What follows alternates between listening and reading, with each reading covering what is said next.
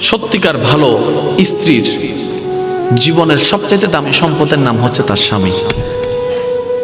মাকে, বাবাকে, পরিবারকে সব কিছু ছেড়ে ওই স্বামী নামক শব্দটাকে খুশি করার জন্য সবকিছু ছেড়ে অচেনা এক পরিবারের মধ্যে চলে আসে। সুবহানাল্লাহ। আসে তো আসে, খুব অবাক লাগে, আবার মানাইও নেই, একদম ম্যাচিং হয়ে যায়।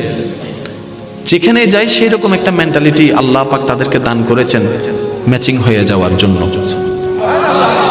একজন সত্যিকার ভালো বউ তার জীবনের সবচেয়ে বড় নিয়ামত মনে করে দুনিয়ার তার স্বামীকে। কারণ সবাই তার সাথে বেঈমানি করবে, আমার স্বামী কখনো আমার সাথে বেঈমানি করবে না।